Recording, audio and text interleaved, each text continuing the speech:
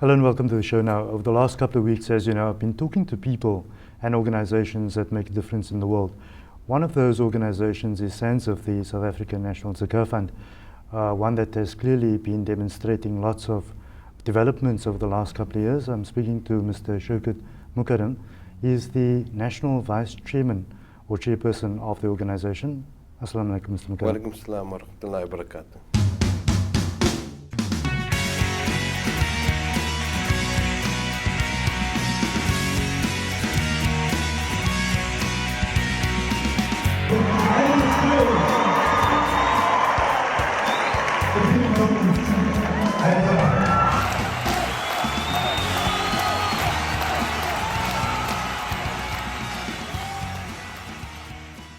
It's always nice having people that are behind, or rather in the driver's seat, of organizations that's making a big change like SANZAF. So a real warm welcome to you. Yeah, and I must say that it's not me, it's the people behind the organization. And there are many volunteers and unsung heroes and unseen heroes in this organization. But alhamdulillah, there are a lot of people who support the organization. Of course. Now, SANZAF is an organization that's going on for many years. Everywhere around South Africa, every home knows who SANZAF is. But I think it's always important to start off with the history of SANZAF, just for us to understand where that has all started and some of the visions. I know that this week I visited the one branch, and Sakina, that's dealing with some of the marketing, told me that there are systems at SANZAF and there are protocols and implementations that were put down by the forefathers that still run today, and it's nice to see that. So let's look a bit at that history. Well, alhamdulillah, look, one must pay tribute to the visionaries of this organization. And this organization started over 41 years ago, and the founders like Sheikh Faik Hamildin, Dr. Token, Iqbal Sabat, and many others who passed on, had this vision that for zakat to be much more effective, it should be channeled through a fund. And being in a minority Islamic environment, there's always been this debate that it can only be executed in the Islamic State, really, the concept of a Baytul Mal, really. And they were the visionaries and said that there shouldn't be any challenges implementing this. So the whole purpose was that zakah, being an important pillar of Islam, was very much neglected, and still to a degree is neglected, really. But yet it can have such a dramatic effect on society, can play a political role, can play an economic role.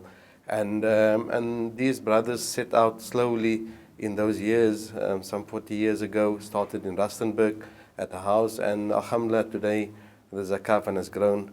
Nationally, it's got 31 offices and employs 120 people. And we've just reported our figures, and we would have collected over just close to 120 million rand. I think that figures are quite alarming, and the fact that there's 31 offices in such a short time obviously means that somebody and many people has been doing various things in the correct way of doing such things. Now, if you can perhaps take us through the actual operational methods, rather, of SANZAF, the actual services that are offered and how you go about doing that. Well, I think first and foremost, we have seen this organization grow by strength, and over all these years, I think we serve the people as such, and we want to ensure that this pillar of Islam is implemented more thoroughly and effectively. But we also are very passionate about making this a leading Islamic organization in the world, effectively, in terms of systems, serving the people, and so on. And so, with that kind of drive and with that kind of passion, one needs to have a vision and one needs to dream, because without a dream you can't have a vision. And once you have a vision, you can implement a strategy to give effect to this. And actually we stuck to those principles. So the good thing about this organization is that, first of all, the trust deed, in fact, says very clearly that every 3 years there must be a change of office bearers.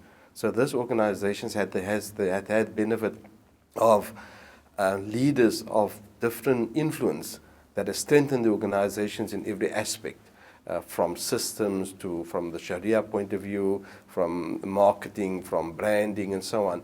So you can imagine for the last 40 years, we must have had about 10 to 12 leaders in this organization. Every time a new leader comes in, he places a different emphasis, and alhamdulillah, the organization has benefited from that point of view. And I think that's a very important principle for organizations as such, really. It also stops the stagnation of ideas and developments, because when new people come along, they come with this vigor and this idea of change. And if that continues to happen all the time, then that change is ultimate. Well, I think that's very important. And more importantly, young people don't fear that they can never get to the top and they can't give effect to what they're very passionate about and what their strengths are. So I think, we've had young people. I was the national chairman maybe at the age of 28, around there. We've had others at different age groups and so on. But I think you're right. It gives those who are working in the organization to come through to the top and be able to give effect of what they're very passionate about and what their strengths are really effectively.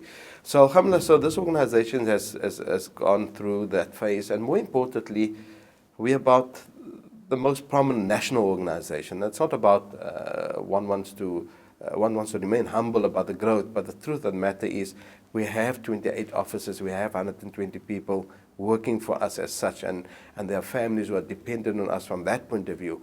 So once you have an office structure like that, you obviously have to have systems, you have to have a plan, and you have to have a strategy.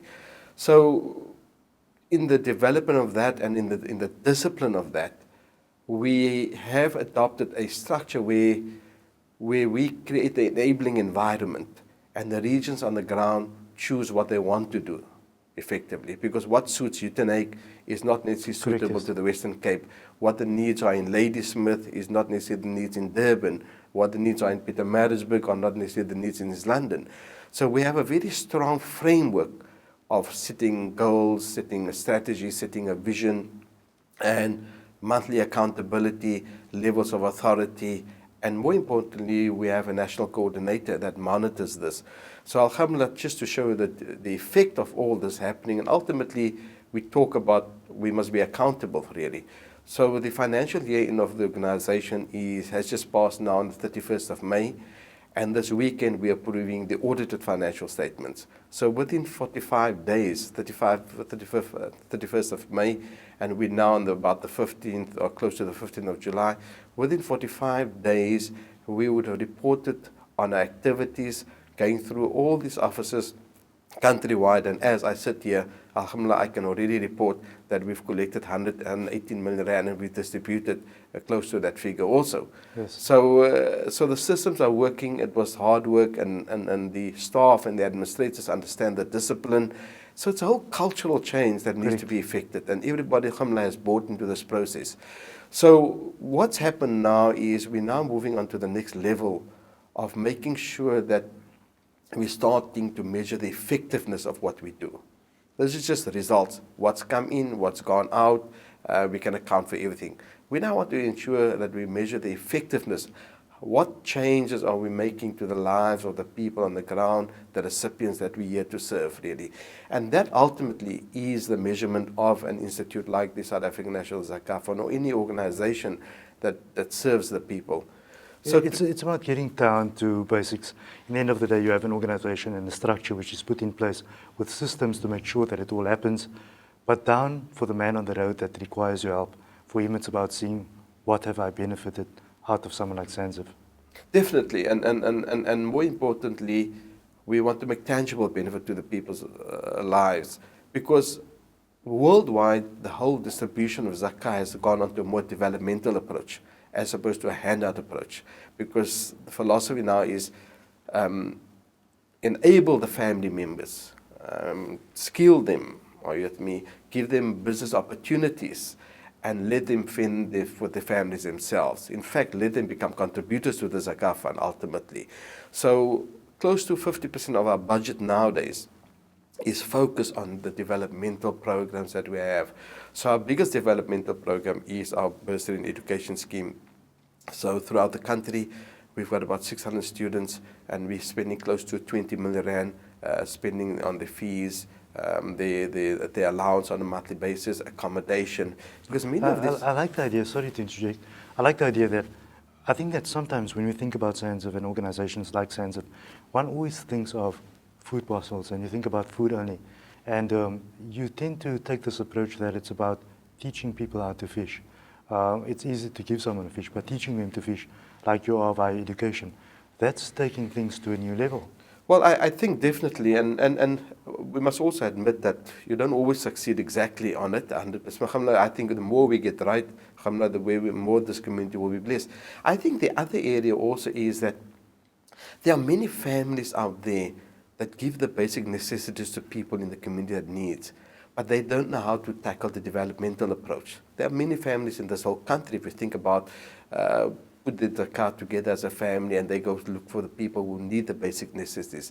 That's fine, but the problem, the challenge remains that they're unable to communicate with the university to organize students to be accredited, to organize funds to be paid into their accounts, to organize that the results are sent to us, for the children to come on to mentoring programs with us on our workshops and so on, for example. But not only tertiary education, we've got a 5-tier approach. So we take care of creches, we take care of technical training. So we've got training taking place in Durban, for example, where we teach how to become a chef. And we allow these children, these candidates then to can work in restaurants and hotels afterwards. And the nice thing also about is we typically outsource some aspect of a function to this particular group. So typically, if there's a Muslim family having a big function, they would outsource the dessert, for example, to this group of people. Then it's made in our kitchen, and they earn income for themselves effectively. And it's honing in on their skills at the same time. Effectively. Then in Johannesburg, we've done many business enterprise programs where we skill them how to manage their own small business and so on. So they leave this organization, we assist them. When they leave this training, they actually sell airtime. They run these small, undemanding from a capital point of view, businesses where they can implement their business skills. So alhamdulillah, the whole point again coming back is that you develop and, as you said, give them a skill and they can go and defend for themselves and fend for themselves and provide for themselves, really. And it's a trend worldwide, really. Apart from those projects, tell us a bit about the other projects. I know that in the next couple of days, as we end Ramadan and go into Eid, lots of people are talking about fitra parcels and those kind of things. What are the numbers looking like there, and how has that changed over the last couple of years? Alhamdulillah, look, as you know, on the day of Eid, every family should have something on their table. We shouldn't be as Muslims proud when there isn't a family. And we, through our database, as you can imagine, throughout the offices, have all the record of all these families that are in need. So we go through a process where we reevaluate them from the beginning of the month of Ramadan, and we provide them with enough for the day of Eid. Essentially, we're catering for 23,000 families, which means that each family gets sufficient food for the average size of 4 people in that family. If I may just stop you there, you mentioned evaluation. How is that done? What are some of the principles involved there to make sure that somebody that is on your database that might receive something from SANZAF is getting that because it's warranted? And I'm asking this question in the interest of, I think, our viewers that want to perhaps be assured that their money is going to the right place. Well, I think that's a very important point because often, people treat this as a very emotional process, effectively. But because we've got the recipients on our database, we visit all those recipients or make contact with all those recipients, make sure that they're still in that situation, that where they deserve enough food for the day of Eid. So there's an ongoing evaluation. There's an ongoing evaluation. There's a system where they get a voucher and they identified and confirmed they get a voucher that they're entitled to that food. We then either deliver to them or we organize for them to come and collect. This operation has grown tremendously. Previously, it was only done through the masjid in one area in Cape Town. What we've now done is we've got close to about 80 masajids on this program in the Western Cape particularly, and similarly in the other areas, where we cooperate with the communities in those areas and where we bring them on board to do this distribution in their own areas as opposed to one point. Which is kind of broadening your HR reach at the same time. Definitely, and more importantly, it makes it easier for the people. They don't have to travel from one area to another area. They go to a masjid in their own area that we've coordinated. More importantly, I think we're also trying to avoid duplication, because you can imagine how much duplication takes place in this whole process, really. So the massages that come on board, they would make sure that the particular recipient has been referred to us, and if they got more people, they will still refer them to us, and we will attend to make sure that the person is taken care of.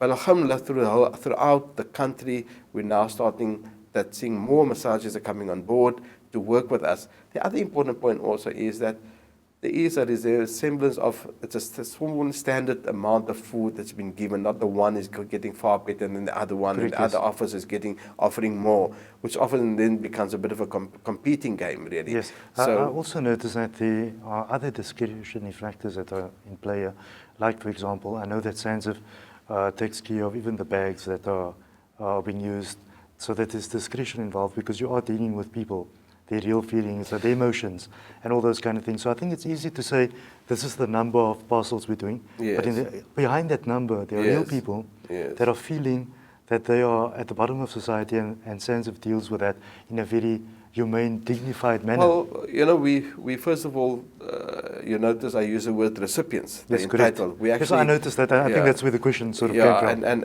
And more importantly, we try to, in fact, make them our guests, because the zakah and fitr is their right out of your wealth. It's not that you're doing them a favor. Yes. It is their right. So we're actually seeing them as guests of ours at the end of the day. We try and make them very comfortable when they come to our office, and make sure that it's not an embarrassing moment for them. So alhamdulillah, as much as we can do, we're not sitting here and saying getting everything right, but we've taken all those kind of things from years of experience, and as soon as we open an office in another area, they get the benefit of all these years of experience, and we can implement it very quickly in another area from that point of view. So alhamdulillah, throughout the country, this is a critical weekend for us. Distribution starts and packing starts from Saturday or from Thursday night, and Friday, Saturday, Sunday. And then this whole coming week. It's an exciting time for you. It's a very exciting time for us, and for the listeners out there, they're welcome to make contact with any of our offices and ask them how they can be part of this process. It's such a wonderful process. The point is not about paying your zakah fitra only. The point is to be part of that emotional process of making sure that you can see that the family is being attended to for the day of Eid itself. Correct. Now, it's a question that I wanted to ask you, and it was a question that's more on the personal side, and I like asking people these questions, because behind every organization, and you've got many staff working there in different departments, but all these people come into contact with real people. So it's real people getting in touch with real people and coming into touch with their problems and their issues. You as a person, as Mr. Mukadam, how do you feel at night knowing that you're involved with something that has changed somebody's life, and have you been out there on the road actually part of the process of distribution, actually seeing the smile on somebody's face when that happens? I think it's a wonderful experience knowing that, you know, that your effort ultimately goes for the reward with Allah subhanahu wa ta'ala, not for the sake of yourself or anything like that. But the pleasure that you derive of having served another human being is the ultimate pleasure that you can have, really. There's nothing better than that, really, from that point of view. So throughout our offices, I mean, everyone involved, and this is the barakat in the organization. I mean, that it's grown so well over the years, I think. These are the small things that make a difference in the people's lives. If we know that the person can't come, we deliver the food stuff to the person's house. Are you with me? And we can look for those kind of brothers and sisters. So it's a wonderful experience. It's a tremendous organization to be part. And I invite all those young, energetic people there with brilliant ideas to come forward. The vision of this organization is to take it beyond this. I mean, we've started the education seminars this year in the Western Cape particularly, and it's unbelievable the lack of knowledge of exactly how zakah needs to be calculated and paid. We've in fact done a study that, as you're fully aware, now with the reporting of the Sharia funds and the Islamic banks, one can actually work out what this community's wealth is to a degree. And we've sort of projected using those figures, amongst other assets that we don't know about, that the zakah payable in this country is between 1.5 billion and 2 billion rands. That's an alarming figure. Very much so, very much so. And this is substantiated by this kind of transparent figures that's available for us to work it on now. Correct, yes. And so one looks at that and says that if it's in excess of R1 billion, how that actually impacts on everybody, but does not impact on the person actually paying the zakah. They're supposed to pay it, so they're not going to feel that because it's a very minimal percentage. But what that minimal percentage has on the masses that cannot afford is tantamount to huge figures. Well, I think the first point is that any asset that you have, any wealth that you have, you are only the custodian of that wealth. Correct. All the wealth belongs to Allah subhanahu wa ta'ala at the end of the day. But more importantly, being the custodian, if you pay your 2.5%, it has a spiritual dimension. It should have a spiritual dimension. And more importantly, you also know that your wealth has been purified. You only have to give away 2.5% of surplus wealth. Correct. Not surplus wealth. So your basic assets of necessity, such as your house, your clothing, your private car, does not attract zakah. So surplus wealth, such as cash in the bank, instruments, stock, debtors, and so on. But the point really is that it has and can play a very dynamic economic effect within society. Because if you look at the recipients within Surah Tawbah that must get the 8 categories of recipients that must get zakah, ultimately when they get it, they spend it. And it comes back into the economy. You are not giving zakah to somebody who's going to put it in the investment bank. Correct, yes. And this is the fundamental point about zakah, that it discourages hoarding. You give it away, you get the blessings of Allah subhanahu wa ta'ala, yet it comes back to you because those various recipients are going to come and spend it at your store because they need to buy the basic necessities. Correct. None of those 8 categories will ever end up investing that money. Correct, yes. Effectively. Because They there's will- no space for that. There's no space for that. So it's either used in consumption or a service. So maybe we settle the debt of the electricity bill, we settle the debt of the doctor's bill, and they're able to go again for the service effectively, or they're able to go for consumption items again. Correct, So yes. it's a wonderful aspect within a dynamic Islamic economy that it encourages that, yet it comes back to the giver in another form by means of a purchase or a service payment really. Of course. I think that's a very interesting dynamic now. I always tell people is that whatever you do for other people will be yours forever. And whatever you've done or keep for yourself, you will lose forever. So that means whatever you keep for yourself, the day that you go, you're going to lose that by default. Yes. But what you've given for others, you will get back again because in terms of rewards. So I think people need to come to real terms with that philosophy at the same time. Well, that's an important point, and that's why we're really strengthening our education campaigns. Because I think more people are negligent of the calculation of the zakah or paying the zakah. And we're saying that if this is done correctly and handled correctly, it can make a dramatic effect on people's lives out there by virtue of you having paid. And on your own life, as you rightly said, you know. It's been said in a survey that when they gave a group of people 50 Rand each and 30 Rand each, different amounts, and the one group spent it on themselves and the other group gave it away to other people, the group that deserved to derive the best pleasure was a group that gave it away. Not the group that kept something consumed for it themselves. effectively. Yes. Mr. Mukadam, just going forward, in conclusion of the interview, I know that SANZAF maybe has some plans down the line. I know that it appears that you might have achieved it all, but there's always a room for growth and development as one goes along. What are some of those future plans? So the first, there's a number of plans, and no organization like SANZAF can remain on a standstill. It has to remain dynamic. Correct. The first thing is we are having change in leadership. As I said to you, the 3 years out of the office bearers is coming to an end of September. So the next office bearers have been identified already as part of our succession planning.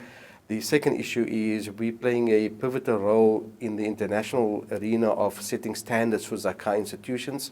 If you look at the kind of benchmarks, items that we benchmark ourselves in our annual report as to what salaries we pay for towards our staff, what percentage of the zakah income we spend, what percentage of our zakah income and other income goes towards administration costs. So these are all benchmarking figures, and right now we're standing on 16.5% of every rand that we collect we use for administrative purposes.